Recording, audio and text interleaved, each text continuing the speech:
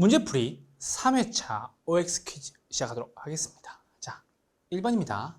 전용 수입이란 어떤 생산 요소가 다른 용도로 전환되지 않고 현재 용도에 그대로 사용되도록 지급되는 최소한의 지급액이다. 그게 뭐라고요? 전용 수입이라고요.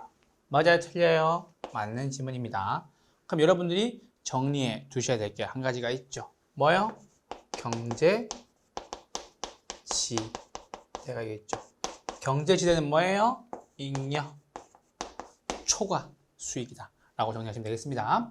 2번입니다. 마샬은 단기적, 일시적으로 토지의 성격을 가지는 기계나 기구 등의 생산 요소에 대한 대가를 파레토 지대라고 정의하였다. 맞아요? 틀려요? 틀렸죠. 파레토 지대가 아니라 무슨 지대? 준지대죠. 그래서 틀린 거고요. 아까 말씀드렸던 준부동산, 준주택, 준지대에 대한 내용 함께 잘 정리해 두시길 부탁드리겠습니다. 3번입니다. 토지의 생산성과 무관하게 토지가 개인에 의해 배타적으로 소유되는 것으로부터 발생하며 최열등지에서도, 여기가 포인트죠. 최열등지에서도 지대를 주세요 라고 얘기하는 것은 뭐예요? 마르크스의 절대지대설이다라는 거예요. 왜 이 문제를 강조하냐면요. 절대지대설, 즉 최열등지에서도 지대를 달라고 요구하는 설은요. 절대지대설 하나밖에 없어서 그래요. 아시겠죠? 그래서 최열등지에서 지대를 요구한대요. 무조건 뭐예요? 마르크스의 절대지대설입니다. 4번, 토지 이용자가 지불하고자 하는 최대 금액을 말하며 토지의 이용을 통해 초과이윤이 있다고 없다고 0이 되는 수준의 지대는 알론소의 입찰지대설이다. 맞아요? 틀려요? 맞는 지문이죠. 입찰이란 말이 나왔으니까 여러분들이 뭘 떠올린다고? 낙찰을 떠올린다고. 누구에게? 최대 금액을 쓴 사람에게. 그러면 최대 금액을 썼으니까 이윤이 남아요? 안 남아요? 안 남겠죠. 답은 맞는 지문이었습니다. 5번입니다. 버제스의 동심원 이론 나왔죠. 버제스의 동심원 이론에 따르면 주택 구입 능력이 높은 고소득층이 고용기회와 도심의 접근성이 양호한 지역에 주거를 선정하는 경향이 있다. 맞아요? 틀려요? 틀렸죠. 어디가 틀렸을까요? 보이시나요? 한눈에?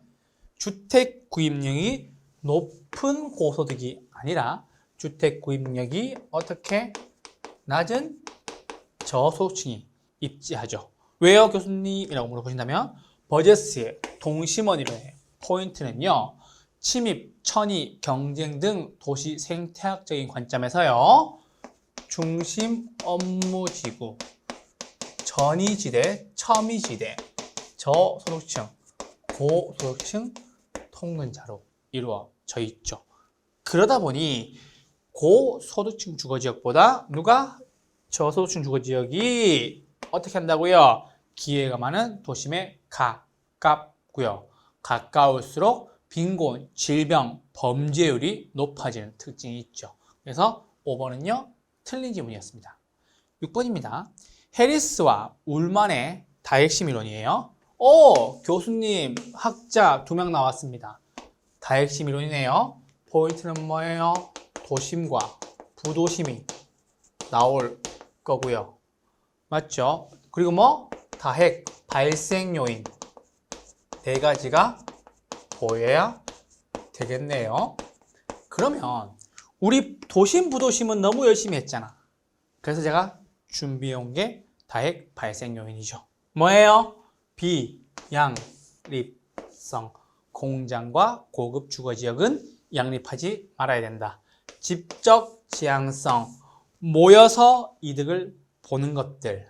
특정 시설 및 위치. 말씀드렸죠? 해안가나 바닷가에 가서 무역이나 교통을 통해서 혹은 해수, 즉 바닷물을 써야 되는 것들. 제철, 석유화 이런 것들 얘기 드렸고요.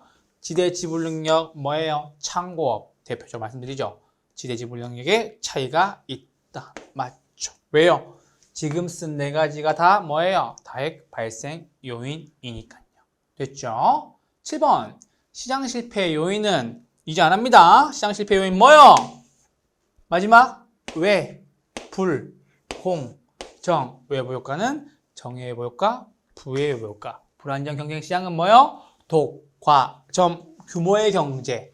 공공재는 뭐요? 비배제성, 비경합성, 무임승차.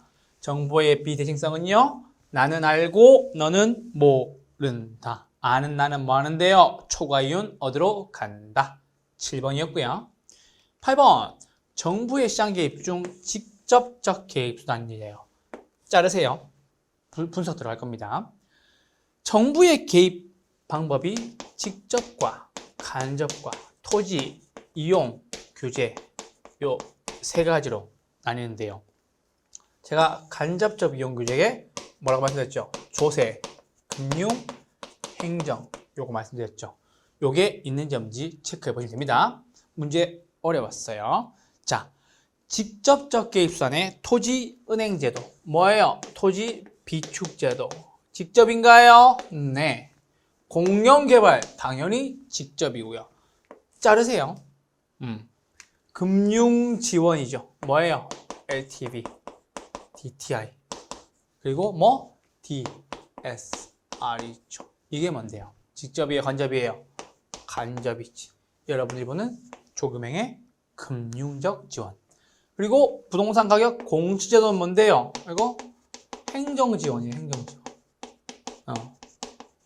그렇죠?